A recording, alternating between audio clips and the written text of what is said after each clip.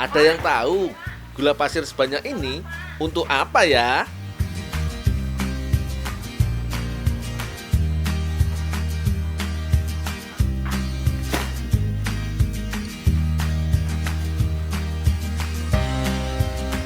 Semuanya mau diolah jadi gula batu. Masih ada yang belum tahu gula batu?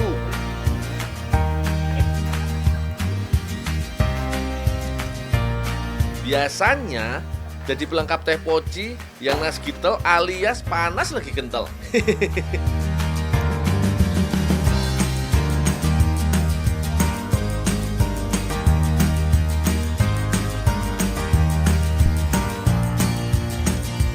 Setiap hari, tempat produksi di Pondowoharjo, Sewon, Bantul milik Pak Wahyu mengolah sekitar 3 ton gula pasir.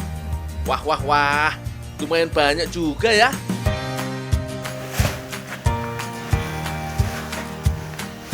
Dul, masak gula sana. Oh, masak gula dalam. Oh, ya.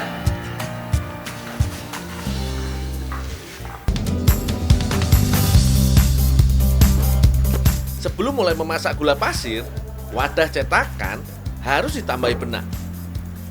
Kata Pak Wahyu, namanya proses pembenangan. Benang-benang inilah yang akan membantu pembentukan kristal gula batunya. Ternyata penempelan benang tidak boleh sembarangan. Benang dibentuk menyerupai jaring. Sudah ada polanya sendiri.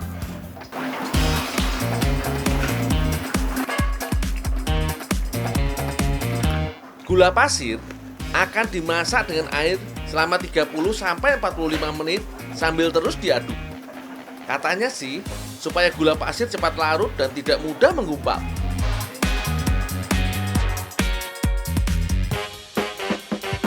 Tambahan sisa cairan gula batu akan membuat warna gula batu sedikit coklat. Jadi, warna gula batunya tidak terlalu pucat. Setelah kekentalannya sudah pas, cairan gula sudah boleh diangkat.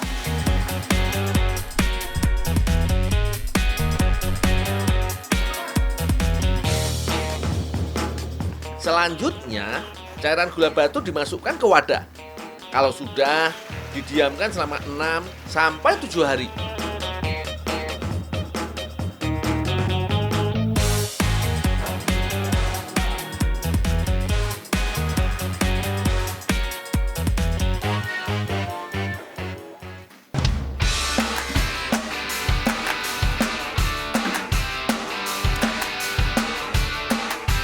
Selama didiamkan itulah terjadi pengkristalan gula batu. Setelah berubah jadi kristal, air dan gula batu padatnya ditiriskan.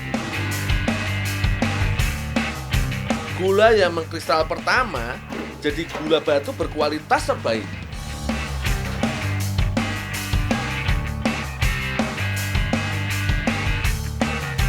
Ini dia gula batu yang telah ditiriskan selama 2 hari. Siap dikeluarkan dari cetakan.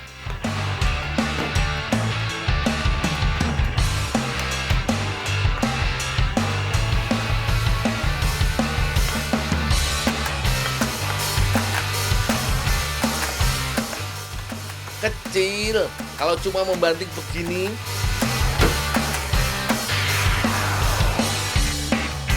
Gula batu sudah siap dipakai, tapi masih harus dikeringkan lagi supaya tidak ada lagi kandungan air di sela-sela gula batu. Hasilnya, gula batu jadi lebih awet.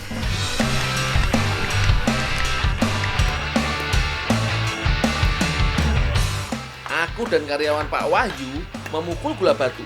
Bukan lagi marah-marah loh.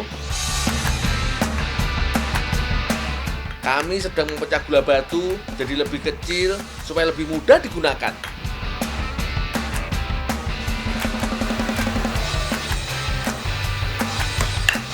Dul, Ya mas. itu yang kering tolong diangkat ke packing. Oh, ya mas.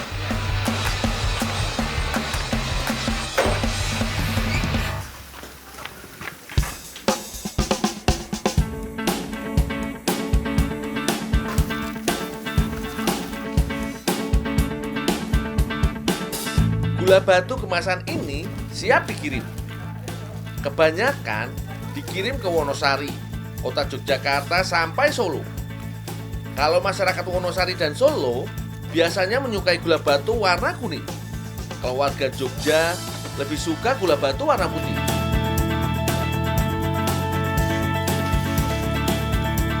Pak Wahyu juga menerima permintaan dari Jakarta dan kota-kota besar lainnya.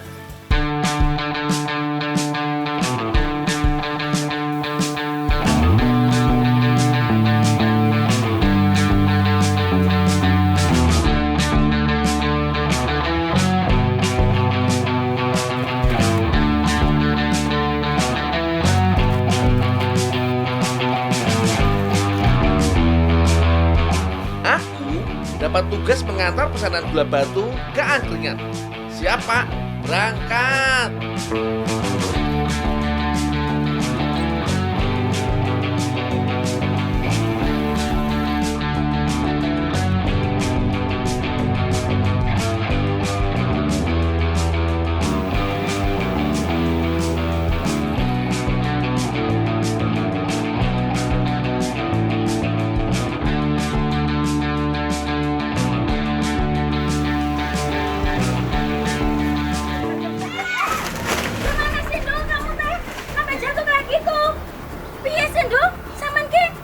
Dibontang banting kaya ngono gelek. Lho nek ngono iki dicapek kok ngene gitu piye? Mbak, tak beres, Mbak, tak beres, Mbak. Ayo beres iki masih gitu ngono lho. Cuma yo rugi kabeh aku. Iya, ngene, Mbak. Hati-hati sampean iki kepiye ngono lho. Waduh, gawat. Gara-gara aku kehilangan keseimbangan, becaknya nabrak angkringan. Maaf ya, Bu. Untung hanya sedikit gula batu yang rusak. Yang penting masih banyak gula batu yang selamat.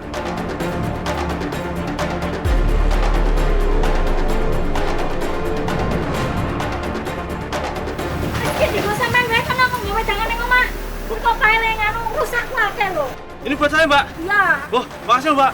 Maaf loh, Mbak. Maaf loh, Mbak. Maaf loh, Mbak. Ya, makasih ya. Makasih ya, Pak, ya. Hati-hati, Dok. Wah, lumayan. Dapat gula batu. Masih bisa dimanfaatkan nih. Kata Mbak Kiki, bisa bikin jajanan yang enak pakai gula batu.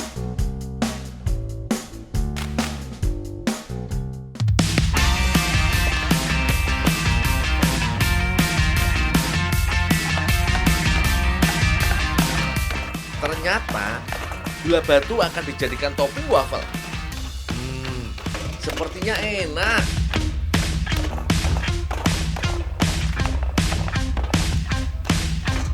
Aku dapat tugas untuk menumbuk gula batu sampai halus.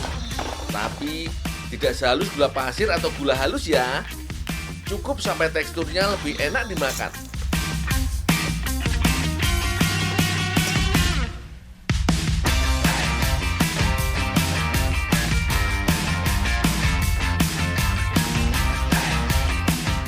Mbak Kiki membuat adonan waffle dari tepung terigu, gula, dan soda gula.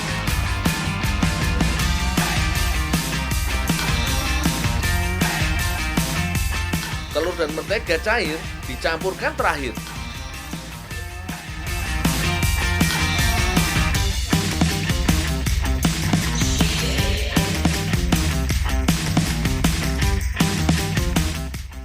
Biar lebih menarik, waffle akan diwarna.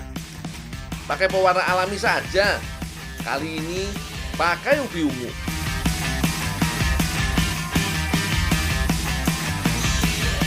Mbak Heno yang menyiapkan ubi ungu. Katanya, ubi ungu tidak hanya membuat adonan jadi ungu cantik, tapi juga kaya manfaat. Antara lain nih, bagus untuk pencernaan kita dan menjaga ketahanan tubuh.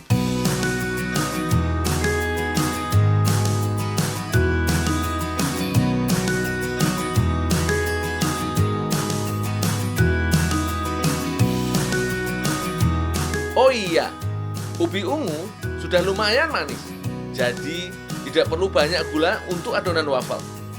Lagian, ada tambahan gula batu juga, pasti lebih manis juga. Kalau ubi ungu rebus, sudah dihaluskan, langsung dicampur dengan adonan waffle.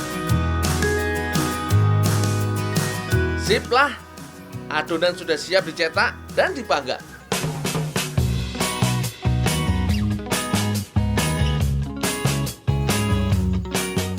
Seperti biasa, cetakan harus dioles mentega dulu.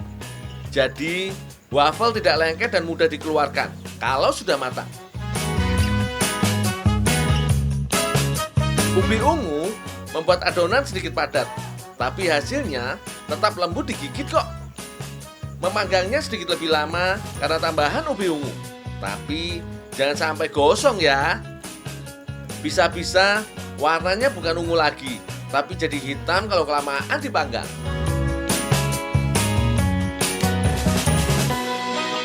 Sepertinya sudah hampir matang wafelnya. Saatnya menaburi gula batu halus. Panggang sebentar lagi, beres.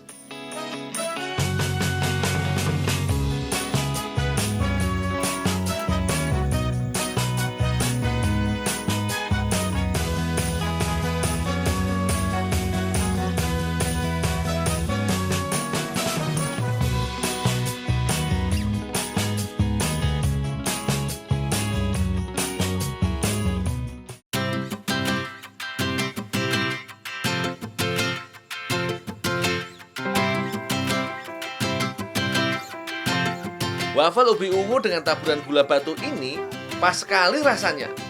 Ada sensasi tekstur gula batu. Manis dan kenyalnya juga pas. Ini yang bikin aku tidak berhenti makan wafelnya.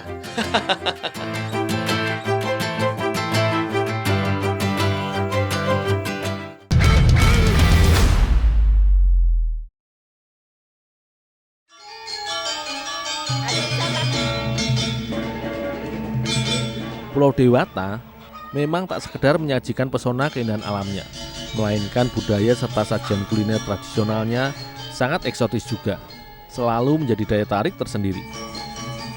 Salah satu olahan kuliner khas yang sangat identik dan juga sudah dikenal luas akan pengolahan bahan serta cara penyajiannya yang cukup unik, yaitu sate lilit.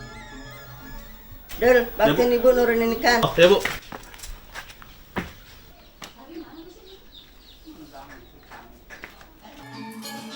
Di daerah Karangasem, tepatnya di Desa Sengkidu, Banjarmandiri, wilayah timur Bali, ada salah satu pengrajin olahan makanan yang terbuat dari daging ikan ini.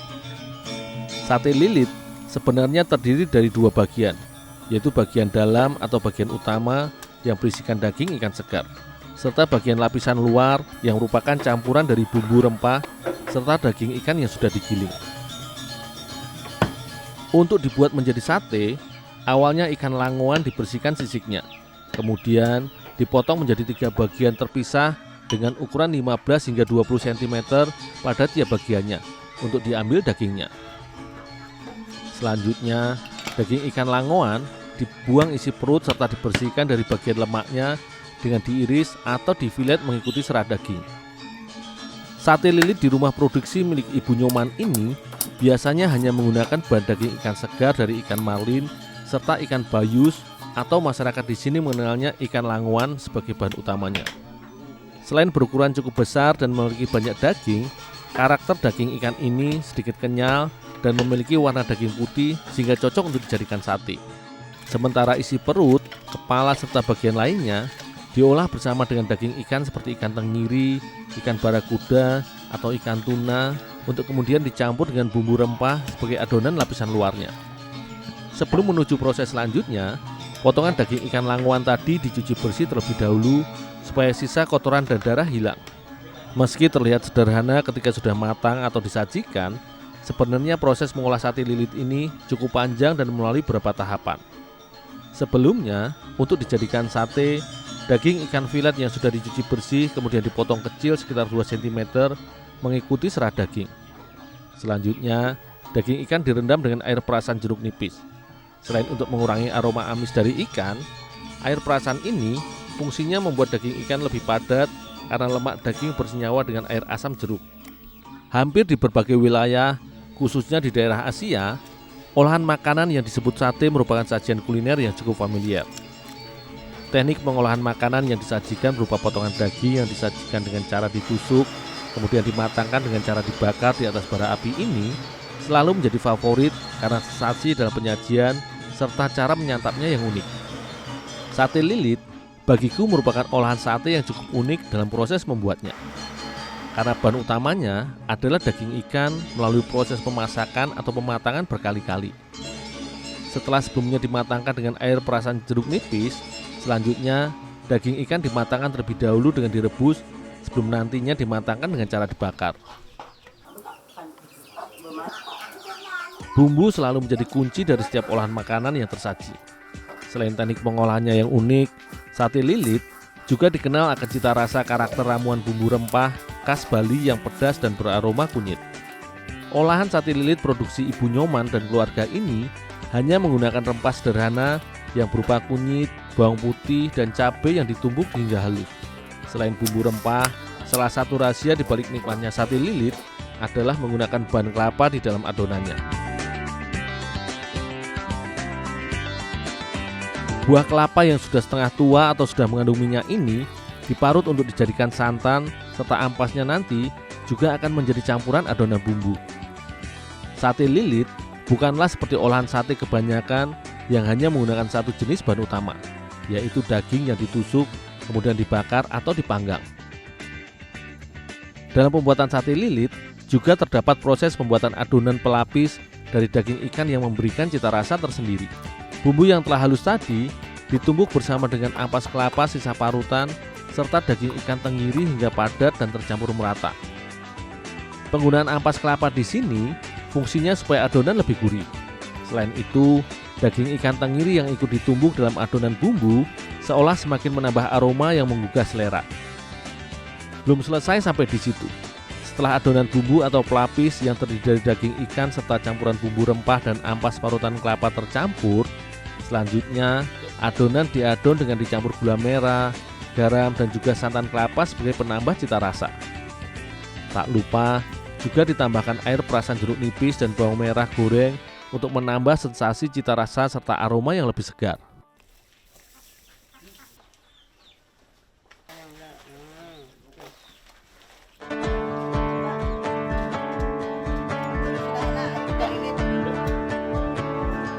Setelah semua bahan tercampur, selanjutnya tahapan terakhir dalam pembuatan kuliner tradisional khas Bali ini yaitu membalut daging ikan dengan adonan bumbu atau disebutnya proses melilit yang menjadi dasar penamaan dari sajian khas Pulau Dewata ini.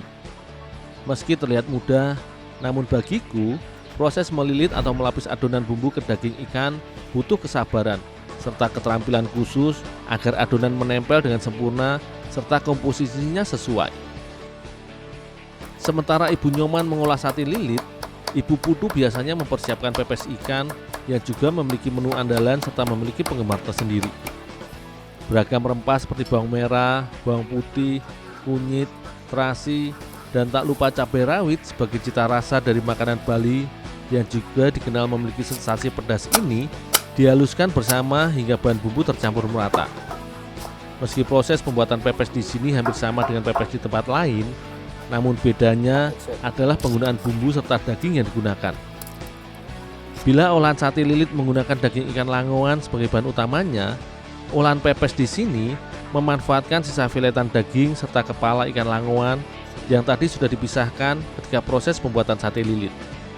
Berbeda dengan sate lilit, olahan pepes ikan buatan rumah produksi yang hanya beroperasi dari pukul 9 pagi hingga pukul 3 sore ini biasanya dibuat berdasarkan pesanan para penggemarnya.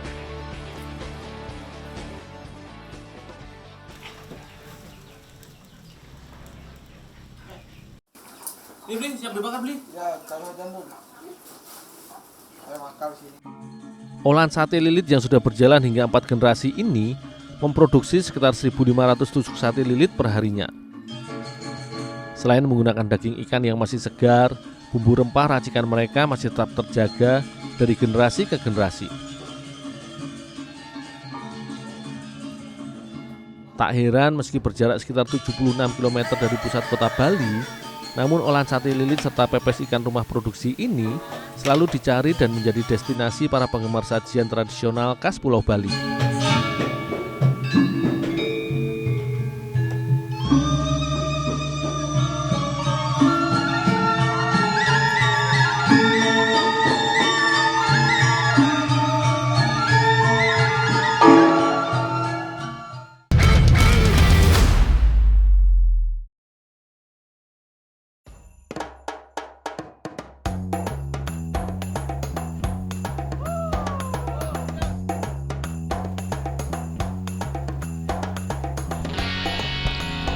Yo kerja. Rame ya. Ya begini nih, kalau bapak-bapak sudah ngumpul buat kerja bakti, gayeng.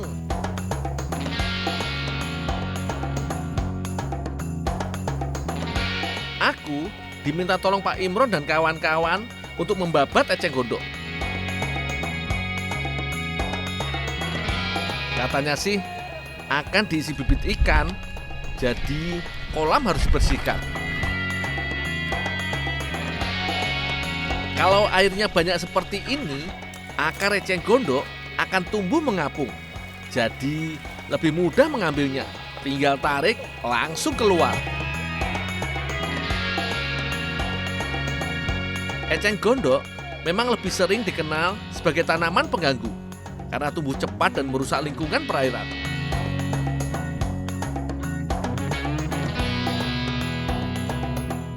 Eits, meskipun begitu, eceng gondok bisa dibuat kerajinan tangan yang punya nilai jual loh. Dul, ya Pak, haus nih Dul. Minum apa ya? Apa ya? Mau nggak Pak? Tak buatin es krim. Oh, mau. Es krim inovasi tapi. Oh, boleh. Dah, boleh. Ntar tak siapin dulu ya. Oke. Aku jadi kepikiran, gimana kalau eceng gondok dijadikan es krim ya? Gak nyangka toh, eceng gondok yang dianggap tidak berguna bisa dijadiin es krim. Memang sih, selama ini eceng gondok lebih populer jadi kerajinan, diolah jadi biogas atau pakan ternak. Tapi tetap maknyus dimakan kok.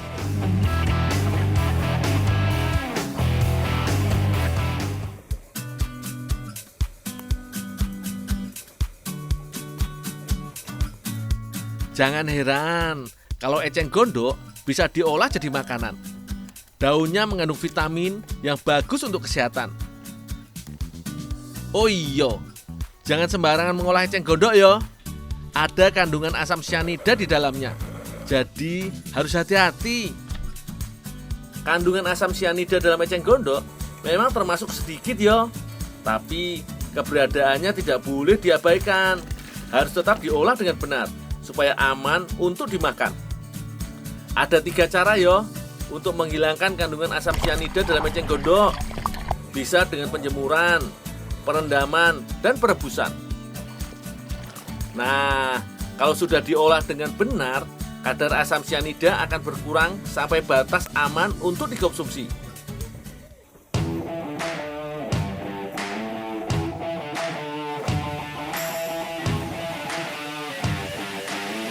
Selanjutnya direbus ya.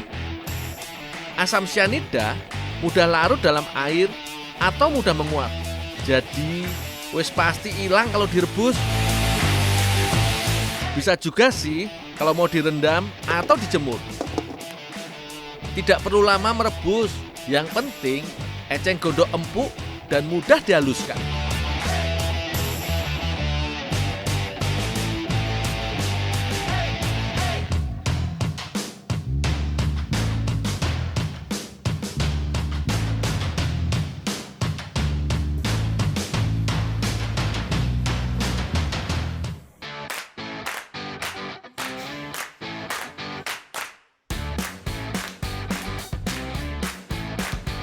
Teh Dini sudah menyiapkan bahan es krim.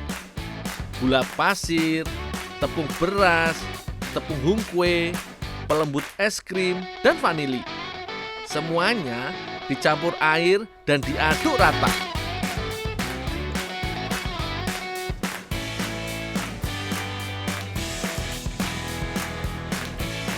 Kemudian tambahkan mentega, kuning telur, dan susu cair. Aduk lagi yo.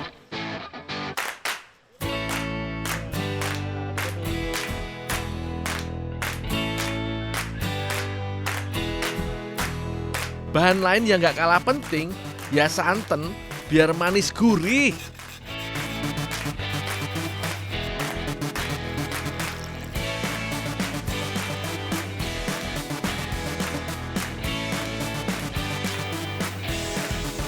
Teh, ini Iya, teh, Bu. daun eceng gondok teh. Tolong dibikinin nasi sekalian ya. Oh iya, Campurin. boleh. Ya, teh ya. Iya, sama-sama.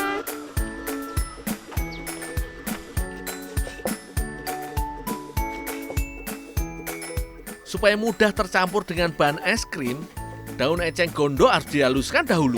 Motong-motong jadinya. Setelah diiris tipis, langsung ditumbuk ya.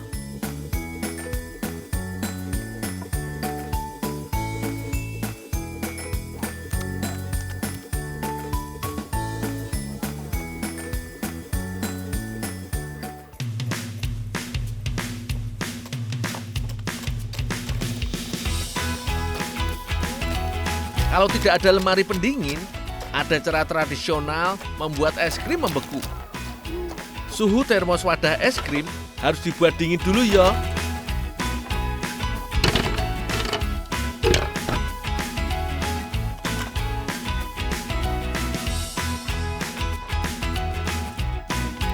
Nah, garam krosok akan menjaga es tidak mudah mencair. Supaya muat, es batu harus dibelah kecil-kecil. Dul, ini ada es krimnya ya? Oh, ya. Selanjutnya, masukkan adonan air mendidih dan santan.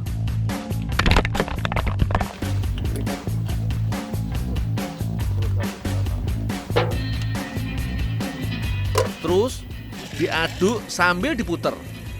Ini dia alasannya kenapa dikenal juga dengan es puter. Cara buatnya beneran diputer. Dul, ini air santannya sama daun eceng gondoknya. Oh, ya Bu.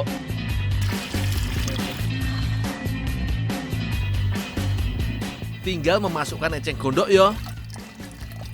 Meskipun sudah direbus dan ditumbuk, daun eceng gondok tidak benar-benar halus.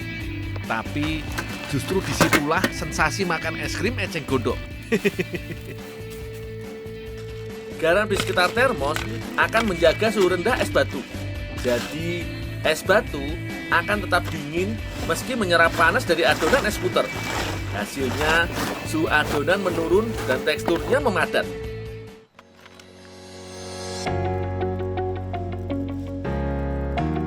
Piye, siang-siang begini kalau lihat yang seger-seger pasti ngiler ya toh?